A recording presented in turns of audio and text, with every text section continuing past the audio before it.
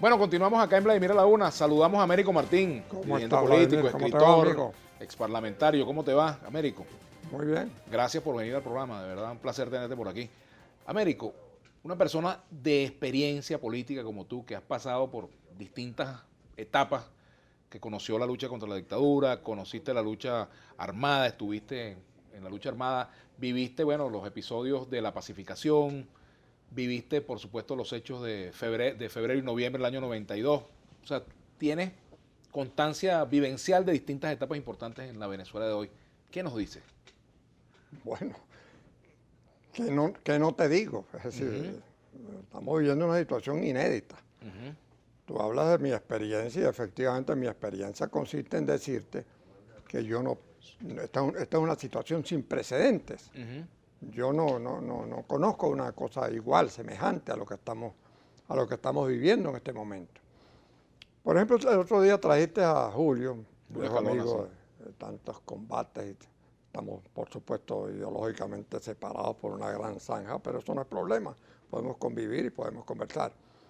Le dijiste, Julio te dijo, tú le preguntaste y él te dijo que Leopoldo López podía salir en libertad como fruto de una negociación. Es decir, que había que negociar para salir en libertad. Inmediatamente me vino a la mente lo que hizo un presidente democrático de Caldera, con todas las críticas y todo lo que se puede decir, esto cabe en democracia, que nos indultó sin negociar con nosotros, sin preguntarnos nada, ni ponernos condiciones. La libertad de presos políticos es una decisión que no está sometida ni siquiera a negociaciones. Eso no es parte de la negociación, como tampoco es parte de la negociación las elecciones. Las elecciones es la salida natural, pacífica y constitucional y democrática a una situación tan dramática como la que estamos viviendo. Ahora, ¿qué es lo que se puede negociar? Muchas cosas se pueden negociar, desde luego, dar garantías de no violar la Constitución. Pero el camino está perfectamente trazado. Mira, la agenda democrática para superar este drama está establecida ya y tiene consenso. Yo siempre había dicho que el diálogo siempre es necesario, pero cuando tenga agenda clara. Un diálogo sin agenda clara no tiene sentido, porque para darnos abrazos y golpes en la espalda y decir que nos queremos mucho, eso no tiene... ¿Quién arma esa agenda, Américo? ¿Cómo se arma? La agenda se ha armado por la concurrencia de demasiadas cosas, todas basadas en la Constitución, Vladimir. La ventaja de esta agenda, yo quería verla porque había gente que pedía una cosa, otros que pedían otra. No, ya se ha estructurado. La agenda es muy clara. Uno, libertad de presos políticos, porque con presos políticos no puede haber normalidad institucional. Dos, o ponle el orden de, como decía, el orden de los tractores no afecta al viaducto. Dos, las elecciones. Pero ni siquiera yo soy partidario de las elecciones generales. No, las elecciones que están ya pautadas en la Constitución, que está en mora el gobierno con esas elecciones. Porque no podemos apartarnos de eso. Uno puede pedir muchas cosas, todas razonables, pero si tú quebrantas el criterio colectivo que se ha armado en torno a la idea de que el gobierno está en mora con las elecciones y debe hacer las elecciones ahora mismo, bueno, entonces vas a desajustar la agenda. A propósito de eso, Américo, vemos hoy unas movilizaciones en la calle. Hoy la movilización que está en la calle no está pidiendo elecciones, la que tiene la oposición. Quizás un planteamiento, digamos, subsidiario, subalterno, pero el planteamiento central es la destitución de los magistrados del Tribunal Supremo de Justicia, la denuncia de un golpe de Estado, de la ruptura del libro constitucional. ¿Ese camino es el que le conviene hoy a la oposición venezolana, a la MUD? No es que le convenga o no, es que se trata de unas reacciones ante situaciones de hecho que se han creado.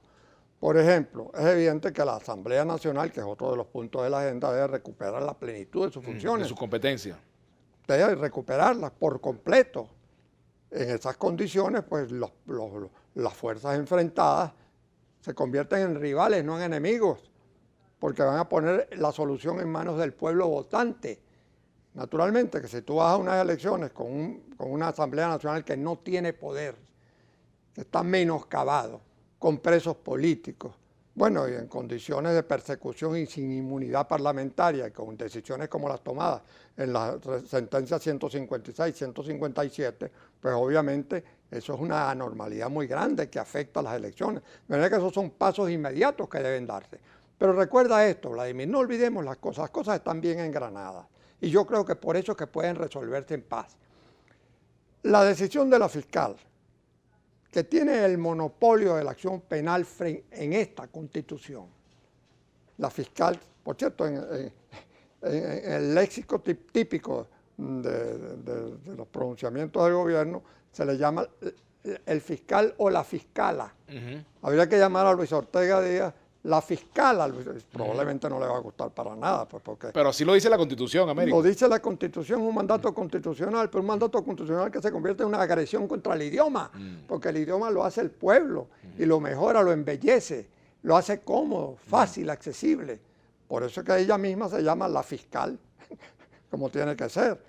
Bueno, pero el punto no es ese. El punto es que ella ha dicho algo de extrema gravedad. Ella tiene el monopolio de la acción penal, ella tiene la iniciativa de la acción penal. Y ella ha dicho que la Sala Constitucional, los 7 magistrados de la Sala Constitucional, rompieron el hilo constitucional.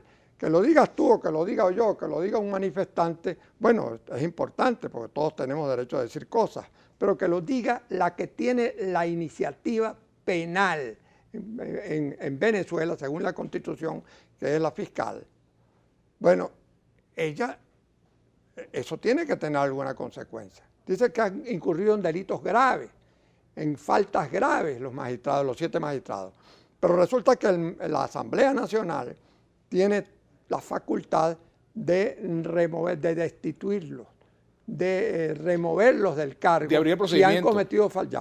Si han cometido faltas graves, atendida la opinión del poder moral, poder ciudadano. del poder ciudadano. El poder ciudadano resulta que son 3, uno de los cuales es la fiscala, como dice, la fiscal Ortega Díaz. Bueno, son 3. Y es lo que está haciendo. La Asamblea Nacional lo que está haciendo es... O sea, que si se va al Consejo Moral Republicano y el Consejo Moral Republicano, como pudiera ocurrir, dice que no, pues no. Bueno, no hay nada, no hay solución por el lado del gobierno, pero el drama sigue creado. Sigue una Asamblea Nacional que... Pero siendo realistas, Américo, la posibilidad de que ese proceso avance más allá del poder moral es muy pequeña. ¿Por qué es pequeño? Bueno, por razones que todos conocemos. Sabemos que, obviamente, o sea, ¿tú te imaginas al poder moral votando esa decisión de solicitar un enjuiciamiento? No, yo voy a ir más allá de eso. Incluso, ¿te imaginas a los propios magistrados del Tribunal Supremo de Justicia votando eso? No, ellos no van a votar nada, porque ellos tendrían que inhibirse. Porque... No ellos, pero el resto de los miembros del Tribunal Supremo. El resto de los miembros, bueno, el resto de los miembros del Tribunal Supremo no voy a hablar no voy a hablar nada, porque yo no puedo prejuzgar la actitud que vayan a tomar, entre otras cosas, porque ahí está uno de los magistrados, es mi sobrina, es sobrina mía, Marisela Godoy estaba, que es una persona de una idónea, que ama el derecho, que tiene una gran vocación de juez. Tendrías que inhibirte. Yo no puedo. Pero a lo que voy. Yo voy a los 7 señalados por la acusación no formalizada aún por la fiscal, pero que están mencionados. Los 7 de la Sala Constitucional rompieron el hilo constitucional. Ellos rompieron. Ahora, ¿qué procede a eso? ¿Qué es lo que viene? Lo que viene es, por un lado, una medida disciplinaria que puede tomar la Asamblea Nacional con las 2/3 partes de los votos de la Asamblea, que los tiene para eso, y luego, escuchar previamente al Poder Ciudadano. Quedaría la suerte de esos 7 en manos de 3 personas. De los 3 integrantes. Ya una se pronunció a favor de eso. Sería del Contralor y del Defensor. Tenemos que hacer una pausa, Américo. Pero al regreso, a mí me gustaría adelantarnos un poco al escenario. Vamos a suponer que ese escenario no prospera para la estrategia de la oposición de que se vaya por esa vía. ¿Qué solución política habría en Venezuela al conflicto que tenemos en este momento? ¿Cuál sería la solución? Vamos a hacer la pausa y ya venimos con Américo Martín. Ya regresamos.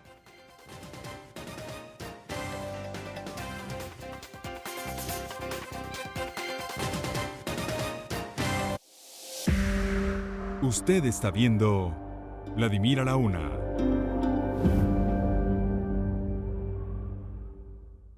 Hoy más que nunca necesitas estar seguro de que el manejo de tu inversión está en las mejores manos. En Glorimar somos una organización dedicada al agenciamiento y representación de los trámites aduanales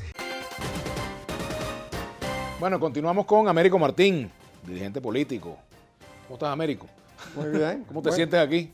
Bien. Aquí me siento muy bien contigo. Me alegro mucho. Bueno, Américo, volviendo con lo que quedamos pendientes.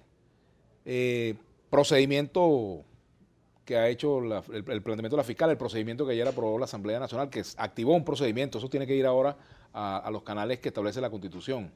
Sí, el paso previo es qué opina el Poder Ciudadano. El Poder Ciudadano se constituye con el Contralor, el Fiscal Y la Defensoría del Pueblo, que son al mismo tiempo lo que llaman el Consejo Moral Republicano, Exactamente, una sí. especie de concesión a Simón Bolívar para meterlos en dos cosas que son lo mismo. Termina siendo lo mismo. Pero bueno, ese es el consejo. Entonces estamos dependiendo de la sensatez de Tarek Williams y del Contralor.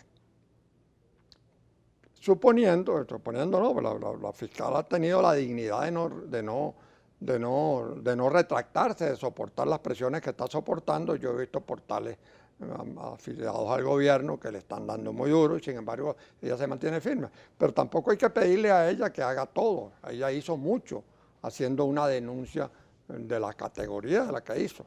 Ahora, ¿cuál es la salida aquí? La salida pasa porque el gobierno reconozca que tiene que hacer algunas cosas claves. Están en la agenda, es una demanda mundial. A mí me da vergüenza, chicos, ver, por ejemplo, cómo Holguín, la canciller colombiana, dice que con Venezuela no se pueden tener relaciones normales. Es una mujer, una diplomática, yo la conozco, muy cuidadosa de las formas diplomáticas. Es un país que es también muy cuidadoso de las formas diplomáticas y respeto a las instituciones. O la actitud del presidente Tabaré Vázquez. Es decir, Venezuela está siendo el gobierno de Venezuela está siendo arrinconado y reclamado, se le exige que retroceda y que respete la Constitución y que le devuelva las facultades que le arrebató a la Asamblea Nacional. Eso no puedes eludirlo con exprimir jurídicamente a una caña, a un bagazo de caña que no tiene jugo. Tú no puedes hacer eso. Tú lo que tienes que hacer es entender la realidad y decir, ¿qué salida tengo? ¿Dejo crecer esto? Hago como dijo, creo que Diosdado Cabello, que el problema es muy sencillo, ganan ellos o ganamos nosotros. No, aquí se trata de que gane la Constitución y que gane el soberano. Al ganar la Constitución y ganar el soberano nadie pierde, porque derrotados electoralmente, como obviamente van a hacerlo en unas elecciones de gobernadores, eso no puede ser interpretado como una tragedia. Eso es un evento circunstancial, una prueba de un juicio opinado por el pueblo, pero que no dará lugar a venganzas ni a persecuciones, ni que a Maduro lo cuelguen de los pies como a Mussolini o a Clara Petacci por los pies, los partisanos italianos. No. Nada de eso. Eso son fantasías y eso son cosas ¿Qué que no van garantías a hay de que eso no ocurra, Américo? No, es que ocurra la venganza. Me imagino que bueno, es uno de los temores del chavismo, pues, sobre todo de la dirigencia. Pero a eso voy. Esos son temores exagerados. Claro, esos temores se alimentan de una agresión reiterada. Pero, por ejemplo, cualquiera te puede decir, Tarek Williams te puede decir, bueno, mira lo que me pasó a mí el 11 de abril, por ejemplo. No, por eso, pero al fin y al cabo tú tienes una gran manifestación como la que estoy viendo yo en los canales y en las redes, una manifestación enorme. Bueno, esa gran manifestación tú no encuentras hasta ahora a ni una sola persona con una hojilla, desarmada totalmente. Aquí se trata de una mayoría desarmada frente a una minoría. Sin embargo, hay un dato ahorita que está ocurriendo y es que la movilización era una concentración y están dirigiendo la movilización hacia el centro. Ya había tendríamos que saber por qué pasa eso. Tendríamos que saber. Pero es una dinámica de manifestaciones. ¿Y quién controla eso? Que no se vaya a ¿Quién controla una manifestación gigantesca y un liderazgo político? No puede. A medias. ¿Lo controla en qué sentido? Lo controla en poner el darle objetivo. Direccionalidad. El objetivo son las elecciones. El objetivo es el cambio. Hay que hacer hay que tomar medidas contra los 7 personajes estos. Por cierto, Ahora, una pregunta. ¿Es una decisión política adecuada, Américo, el que, por ejemplo, se produzca a sabiendas de que va a haber una confrontación, a sabiendas de que hay otra concentración cerca de ese lugar, marchar hacia allá? Eso es... No sabría yo explicar por qué pasa eso. Yo lo que sé es que eso pasa cuando la gente está en la calle, enardecida, molesta, agredida. Cuando, chicos, yo estoy viendo lo que pasó en Carabobo, en la Universidad de Carabobo. Yo no lo digo por negar el derecho que tiene la gente a la manifestación, que está reconocido en la Constitución. Lo digo, digamos, pues, en cuanto a la preocupación como ciudadano de que esto pueda generar confrontación, ¿no? Tú sabes qué calma estas cosas. El estado de desconfianza y de molestia y la gente enardecida, que el gobierno tome medidas efectivas. Y esas medidas efectivas, que no es que se están pidiendo concesiones, están en la Constitución. Son obligaciones del gobierno. ¿Cuáles medidas, por ejemplo? El cronograma electoral. ¿Por qué no ponen el cronograma electoral? ¿Por qué no dice Maduro claramente, están siempre creando obstáculos, el de la validación? Y la oposición se caló aquello y fue a validar, validó exitosamente. 5 partidos salieron enaltecidos, otros muy respetablemente. Yo respeto mucho la decisión de Causa R, con quien tengo una amistad profunda, o la Alianza Bravo Pueblo, que no fueron a validar, o con María Corina, que no fueron a validar, muy bien. Pero los que fueron a validar salieron enaltecidos, estiraron sus músculos y aprovecharon eso y eliminaron el pretexto de que si no había elecciones es por culpa de que no se validaron los partidos. ¿Se cerró la puerta en este momento, Américo, a una negociación política? ¿Está cerrada en este momento? No, está abierta. Ahora más que nunca. Todo lo que yo quisiera es que el gobierno entendiera esta realidad. Tiene que hacer concesión. Mira, yo una vez en un programa anterior, creo que contigo, sí, contigo fue, yo le dije, mire, pero ustedes no hacen ni un gesto, chicos. No, ahí tiene a Antonio Ledesma, por ejemplo, que es una figura reconocida también mundialmente. En casa por cárcel. O sea, no tienen cómo fundamentar una acción, una acusación formal. La propia fiscal no pudo hacer, no lo hizo. ¿Y por qué no lo ponen en libertad a él y a todos los presos políticos? El caso de Leopoldo López no puede convertirse en lo que se ha convertido. Tiene que recuperar la libertad. No puede ser que la esposa tenga que hacer la negada Lilian Tintori, tenga que someterse a todas las agresiones y el desprecio y el maltrato que le ha prodigado subalternos de la policía. Yo lo que te digo es esto: en esas condiciones, si Maduro no reflexiona, no va a sobrevivir. Yo no creo que sobreviva. Políticamente hablando. No puede, porque internacionalmente ha perdido todo lo que tenía. La meticulosa estructura internacional montada por Chávez, a punta de dinero petrolero que ahora ya no hay, esa meticulosa acción se ha destruido en UNASUR, en Mercosur, en la OEA. Una pregunta: si por ejemplo el presidente Maduro llama a Julio Borges a conversar, ¿debe asistir Julio Borges a esa reunión? Bueno, fíjate tú, si lo llama a conversar, eso puede ser interpretado como que está haciendo una maniobra para dividir a la oposición. No. Usted lo que tiene que hacer es adelantar. Adelante, ¿qué es lo que quiere conversar? Usted, por ejemplo, dice, bueno, señor, yo no me opongo a las elecciones. Él nunca ha dicho que se opone a las elecciones. No te opones a las elecciones, bueno, vamos a ponerle cronograma electoral y llamo a Julio Borges para discutir el cronograma electoral. Yo le diría a Julio Borges, chicos, anda, si vamos a discutir el cronograma electoral sobre la base del cumplimiento estricto de la Constitución, eso vale la pena. Y si vamos a discutir que como punto inicial de esta conversación que salgan los precios, también vamos a discutirlo. Es decir, son cosas que tiene que hacer el gobierno, se lo demanda el mundo se lo demanda. Y sin embargo el gobierno se resiste, se niega y quiere doblar la partida para responder con violencia a las manifestaciones de protesta, que son el recurso natural de la gente. Incluso todo esto tiene su poesía, Vladimir. Cuando yo escuché a Capriles hoy, diciendo que la concentración se había convocado en 7 puntos, porque son 7 los magistrados acusados, desde la acusación de la fiscal hasta la acusación por disciplinaria que intenta la Asamblea Nacional. Son 7. Me acordé de la gran tragedia de Edipo, las 7 sobre Tebas, las 7 puertas de Tebas, aquella bellísima obra trágica de Esquilo, que apareció pues, como imaginación e inteligencia y belleza de los grandes procesos de movilización como el que se ha hecho en el día de hoy. Tenemos que hacer una pausa. Al regreso seguiremos conversando con Américo Martín. Ya venimos.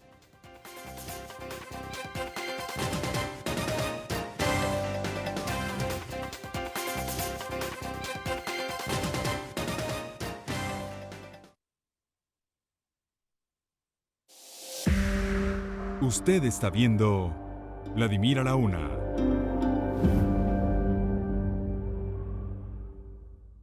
Cada día miles de venezolanos vitales salen a realizar su trabajo sin esperar protagonismo. En nuestro país hay enfermeros, mototaxistas, obreros. Bueno, continuamos con Américo Martín, dirigente político, bueno, escritor también. Américo, fíjate, tenemos esta situación de las manifestaciones. Uno quisiera que en el país pudiéramos tener manifestaciones pacíficas que llegaran a distintos puntos y que no tuviéramos ningún saldo, sino el saldo de que cada quien dijo lo que quería decir. Como en otros países. Como en otros países, ¿no? Y como en algunos tiempos en que eso se ha visto en Venezuela, ¿no? Incluso hace poco vimos, en septiembre del año pasado, veíamos manifestaciones de la oposición que terminaban sin ningún problema, ¿no? Ahora, ¿quién le pone direccionalidad a la estrategia de la oposición? Por ejemplo, si hay una decisión de estar en Altamira, concentrados 7 puntos, y de ahí se movilizan hacia otro sitio, ¿quién decide eso? ¿Bajo qué mecanismo? No lo decide nadie, eso lo decide la respuesta del gobierno. Es decir, cuando aparece gente disparando, pues obviamente es imposible controlar grandes concentraciones. Te voy a decir algo importante de la oposición. Yo creo que la Asamblea Nacional se ha ganado el respeto de la oposición. Al principio decían que estaba negociando con el gobierno, no sé qué cosa, etcétera, etcétera. Yo mismo siempre he sido partidario de dialogar, pero se decía todo eso para menoscabarlo. Se decía que estaba en complicidad con el gobierno, etcétera. Pero después ahí está el hecho. Se configuró una agenda y se ha mantenido lo ideal en una unidad, la unidad de lo diverso, de lo plural. Tú ves que algunos dicen que Manuel Rosales es más moderado. Sí, perfecto. Es que la unidad es eso. La unidad posible es eso, donde quepan los distintos sectores de un país, porque si no, no es la unidad del país, es la unidad de un grupo, que hablarán todos igualitos y hablarán todos de acuerdo con una ideología, una doctrina o una teoría, pero eso no representa a nadie. La MUD logró el resultado del 6 de diciembre porque recogió a todas las tendencias, las moderadas y los radicales.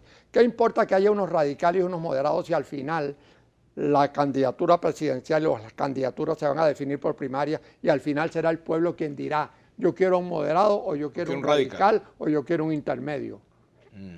Eso es el ideal. No tenemos por qué matarnos porque existan muchos candidatos, al contrario. Eso es signo de fortaleza que existan muchos candidatos. Igual el gobierno no tiene sino un candidato, es Maduro. ¿Por qué no puede aparecer otros o otros más? Pues se divide porque es una sola voz, porque no es una unidad, porque es la unidad de una sola voz, un solo criterio, un solo jefe, un solo pasado y un solo futuro que es bastante tenebroso, por cierto.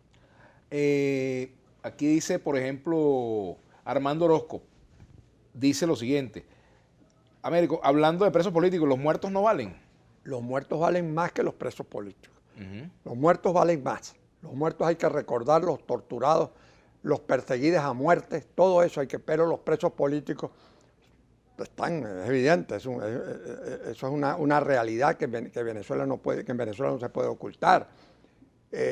Los demás países no tienen presos políticos, o si tienen son muy circunstancialmente. Aquí inventaron incluso la figura de los políticos presos para justificar que a los políticos se les mete presos y se les asimila o se les homologa a delincuentes comunes. Eso es indeleznable, eso es despreciable, eso hay que superarlo. Y yo le pido al gobierno que apele a las últimas energías o esperanzas que pueda tener en sobrevivir democráticamente, a eso, que juegue a eso, a respetar al otro. Y por ese camino, y respetando la Constitución, se le encuentra una salida pacífica a una situación tan difícil como la que viene. Déjame decirte, Vladimir, perdona un momento. Adelante, adelante. Déjame decir, mira, cuando escuchaba a la secretaria ejecutiva... A la directora de la Inspectora Nacional de Tribunales. Sí, la doctora Marieli. El equivalente de antes era el Consejo de la Judicatura. Sí, directora. Sí. Bueno, ella decía que se aferraba a unos mecanismos que la propia realidad le sale al paso, lo revienta. Por ejemplo, en este momento, en este mes que tenemos, el 17 de abril, el gobierno debe pelar por la cartera y sacar cerca de 3.000 millones de dólares para pagar su deuda externa. Cerca de 3.000 millones que no tiene. Y el mes que viene tiene que pagar 500 millones de dólares más. Y en el conjunto de lo que falta en los próximos meses, tiene que reunirse unos 8.000 millones de dólares o 9.000 millones de dólares para pagar deuda, con los bonos de Venezuela cayéndose y el dólar paralelo disparándose. No sé si te puede decir, no se puede. Bueno, el dólar paralelo disparándose otra vez. En esas condiciones, el gobierno ha concebido que necesita urgentemente dinero. y ha imaginado que puede obtenerlo entendiéndose con Rosneft, la empresa rusa, para hacerle concesiones petroleras tan voluminosas y tan desventajosas para el país, como lo hizo con China, pero a cambio de dinero rápido para impedir el default. Y entonces, ¿pero cómo hace? Manteniéndose la teoría de que la Asamblea Nacional es el que aprueba los contratos de interés público nacional, estatal y municipal. Sin la aceptación, sin la aprobación de la Asamblea Nacional, ninguno de esos contratos podría ir. Bueno, la manera es a través de la decisión del Tribunal Supremo de Justicia, de la Sala Constitucional del Tribunal Supremo de Justicia, de quitarle esa facultad a la Asamblea y decir que a través de empresas mixtas, que es lo que pretende el gobierno de Maduro hacer con Rosneft, poder entonces suscribir todos los contratos de interés nacional que necesita. Es decir, la urgencia de pagar por las imprevisiones y el maltrato que le han dado a las finanzas públicas es lo que hace que se viole de esta manera la Constitución y se rompe el equilibrio de poderes y la separación de los poderes. Por eso, esa es la razón de fondo que lleva a eso. Ahora, eso fue declarado inconstitucional, una ruptura del orden constitucional, nada menos que por la fiscal Luisa Ortega Díaz. Gioconda del Artés, ¿entiendes, Vladimir, la cátedra política, legal y constitucional que te da Américo? El soberano exige retorno de asambleísta. Borges no debería sentarse a hablar con Maduro, dice Richard Figuera. El presidente no tiene palabra, dice Richard Figuera. Por aquí también, tremendo programa el de hoy, de lujo, merece repetición, cuánta excelencia a los invitados. Bueno, gracias por su comentario. Vladimir, las veces que la oposición convoca una marcha, enseguida el gobierno inventa una marcha. ¿Tú estás de acuerdo con eso? Bueno, yo estoy de acuerdo con que se respete el derecho a manifestar de todos los venezolanos por igual. Claro. Es lo que te puedo decir. ¿Qué más te puedo decir? ¿Cómo van a destituir? Bueno, tenemos que hacer la pausa. Me están haciendo señal de que tenemos que hacer la pausa y ya regresamos con Américo Martín. Vamos a la pausa, ya venimos.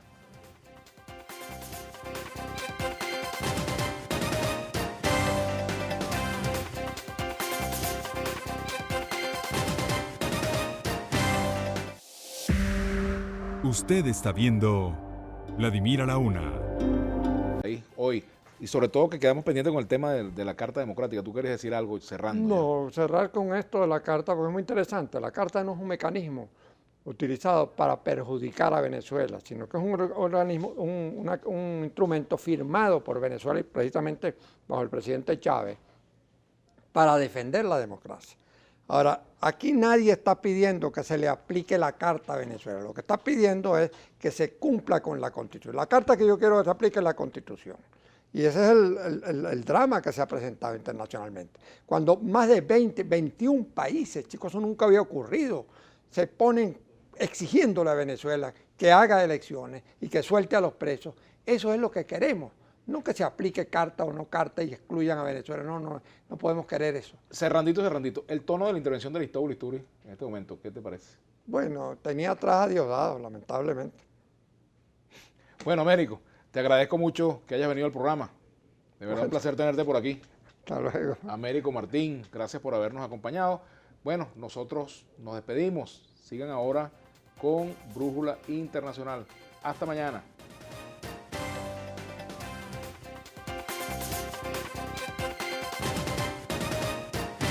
Seguro La Vitalicia, vital para ti. Papel ahumado Solar Diamond, la solución.